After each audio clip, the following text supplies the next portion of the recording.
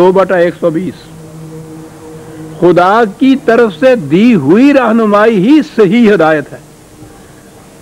تو اب معیار ہمارے سامنے آ گیا کہ وہ جو کہتے ہیں کہ ہم بذام خیش ہدایت پر ہیں، پرکھ کے یہ دیکھو کہ وہ خدا کی کتاب کے مطابق ہے جو کچھ وہ کہتے ہیں۔ اگر وہ ہے وہ تو پھر خدا کی ہدایت ہو گئی، اور اگر اس کے خلاف ہے تو یہ تو ہدایت خدا کی طرف سے دی ہوئی نہیں ہے۔ تو یہ ان کا زعم باطل ہے جو اپنے آپ کو سمجھتے ہیں، یا یہ فریب دیتے ہیں یا وہ فریب خوردہ ہوتے ہیں۔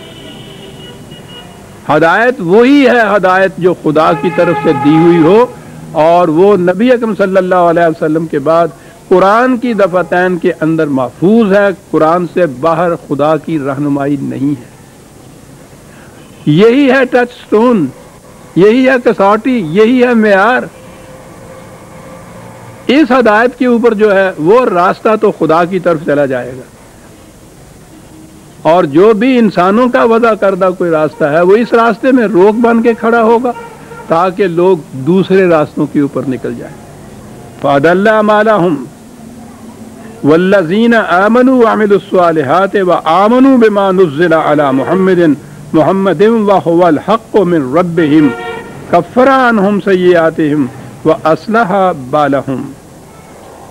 ان کے مقابل میں وہ لوگ جو ایمان لاتے ہیں، یہاں پھر ایک بڑی اہم بات آ گئی، اور صلاحیت بخش ان کے اعمال ہوتے ہیں، یعنی قرآن میں بتائے ہوئے پروگرام کے مطابق وہ زندگی گزارتے ہیں اور قرآن کی صداقتوں پر ایمان رکھتے ہیں۔ کس چیز پہ ایمان رکھتے ہیں؟ میں نے کہا نا کہ اور ایک اہم بات یہاں آ گئی، آمنوا بما نزل علی محمد۔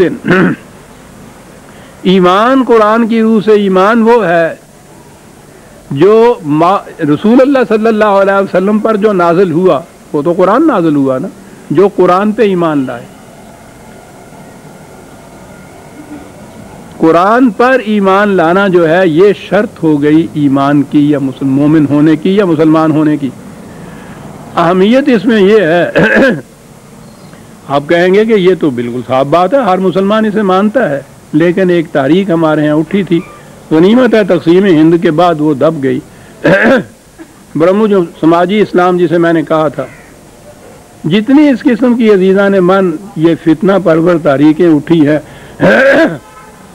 زندگی کے آخری حصے میں کسی فخر سے نہیں کہتا، ایک حقیقت کا اظہار ہے، میں نے ہمیشہ ان کی مخالفت کی۔ ہندوستان میں مولانا ابوالکلام آزاد مرحوم کا نام تو آپ نے سنا ہوگا۔ ان کا مقام علم کی دنیا میں اندر ایک مینار کی طرح تھا بلند۔ کانگریس میں وہ تھے، پاکستان کی سخت مخالفت کرنے والے۔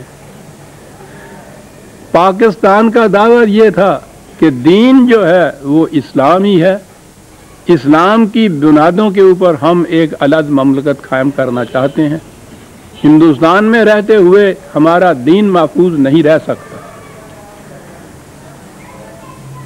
ہندو نے تو جواب اس کا دیا، گاندھی نے جواب دیا کہ دین جسے آپ کہتے ہیں یا مذہب یا ریلیجن، اس کو سیاست کے ساتھ کوئی تعلق ہی نہیں، یہ پرائیویٹ عقیدہ ہوتا ہے۔ آپ خام خواہ، وہ کہتے تھے مسٹر جنا، خام خواہ اس مذہب کو سیاست کے اندر گھسیٹ کر لا رہے ہیں۔ یہ تھی وہاں یہ تنازع کی بنا۔ یہ سارے جتنے بھی نیشنلسٹ علماء جنہیں آپ کہتے ہیں، وہ ان کے تائید کرنے والے تھے ہندوؤں کے، کہ یہ ٹھیک ہے جو یہ کہتے ہیں مذہب کو سیاست سے کوئی تعلق نہیں ہے، ہمارا مذہب یہاں محفوظ رہے گا، نماز روزے کی اجازت ہوگی۔ اس سے بھی بات نہیں بن رہی تھی۔ گاندھی نے یہ بھی کہا تھا کہ یہ تعلیم بچوں کو دینا، مسلمان بچوں کو، کہ اسلام باقی مذہبوں سے افضل ہے اور سچا یہی ہے، یہ سب سے بڑی خرابی کی چیز ہے، اس کو مٹانا چاہیے۔ کیسے مٹ سکتا تھا یہ؟ مولانا ابوالکلام آزاد نے اپنی تفسیر لکھی، موجود ہے، اس میں انہوں نے یہ دعویٰ پیش کیا یا نظریہ پیش کیا کہ یہ کہنا صحیح نہیں ہے کہ فلاں مذہب سچا ہے، فلاں باطل ہے، فلاں افضل ہے، فلاں مفضول ہے۔ عالمگیر سچائیاں تمام مذاہب میں یکساں طور پر پائی جاتی ہیں، یہ ان کے الفاظ ہیں۔ ہر مذہب کا پیراو اگر اپنے مذہب کے اوپر قائم ہو جاتا ہے تو اسلام کہتا ہے کہ میرا جو فریضہ تھا وہ ادا ہو گیا. ہر اہل مذہب اپنے مذہب کے اوپر جو قائم ہو جائے.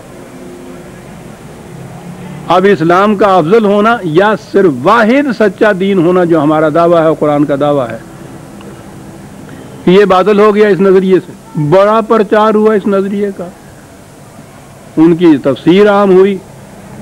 ہندوؤں نے ان کی تفسیر کے اس حصے کو اپنے ہاں کئی زبانوں میں ترجمہ کیا اور لاکھوں کی تعداد میں ہندوستان میں اس کو تقسیم کیا. اللہ تعالیٰ کا فضل و کرم ہے. یہ عاجز و گناہ گار تھا. ابوالکلام آزاد پہ ہاتھ ڈالنا کوئی آسان بات نہیں تھی عزیزان مان. لوگوں کے دلوں میں بڑا رعب تھا ان کا. ایک آواز تھی جو میری طرف سے اٹھی اور بڑی ان کی جتنی بھی دلائل انہوں نے دی تھی ایک ایک کا رد میں نے کر کے دکھایا کہ یہ بالکل باطل کا مذہب ہے اور یہ ان ہندوؤں کی تائید میں یہ کچھ کہا جا رہا ہے اور مسلمانوں کو بہکایا جا رہا ہے. وہ میرا مضمون پھر بار بار چھپا، اب بھی میری کتابوں میں وہ موجود ہے. یہ ہے وہ جسے انہوں نے یہ کہا نا کہ ہر مذہب کا پیراو اپنے مذہب پہ کاربند ہو جائے تو اسلام کہتا ہے میرا کام بن گیا. تو قرآن کے اوپر ایمان لانے کی ضرورت نہیں ہے.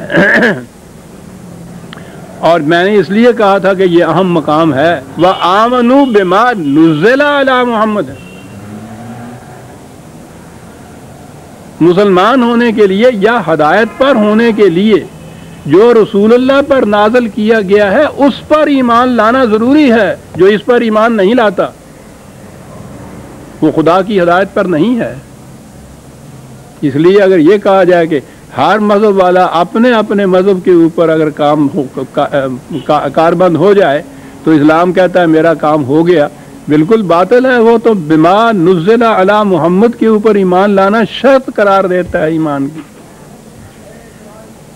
یہ اہل کتاب کے متعلق بھی ہے، قرآن میں یہ ہے. اہل کتاب کو بھی دعوت دی گئی ہے قرآن پہ ایمان لانے کی، غیر اہل کتاب کو بھی یہ دعوت دی گئی ہے.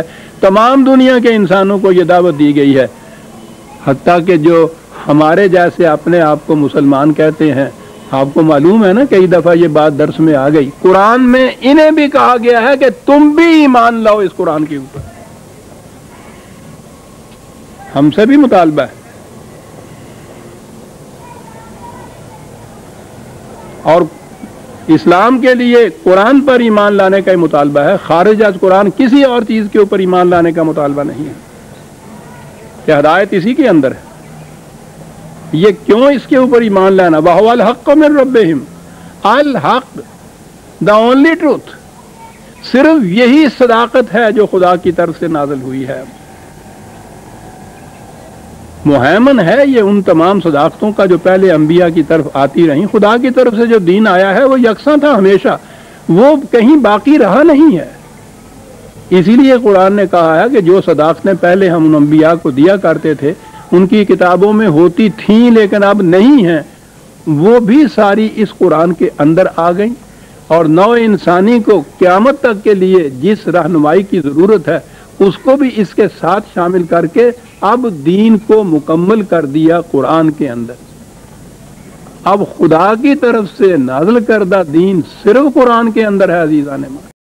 مسلمانوں کے لیے بھی غیر مسلمانوں کے لیے بھی. وَهُوَ الْحَقُّ مِن رَبِّهِمْ كَفَّرَ عَنْهُمْ سَيِّئَاتِهِمْ وَأَصْلَحَ بَالَهُمْ.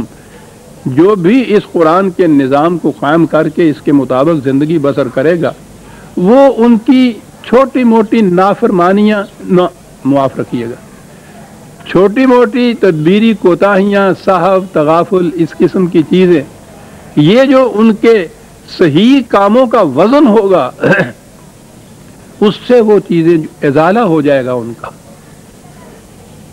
قرآن تو انسانوں سے خطاب کرتا ہے جس کی ابتدائی قصہ آدم میں یہ چیز ہوئی ہے، جنہوں نے یہ کہا یہ بات کہ ہاں یا خدا ہم سے سہو ہوا، مجھ سے خطا ہو گئی. تو سہو و خطا جو ہے وہ انسانوں سے امکان ہے اس کا. صاحب خدا کے سے جو نقصان ہوتا ہے اس کا ازالہ ہو جاتا ہے اگر انسان اس سے بہت بڑھ کر کوئی اچھا کام کرے تو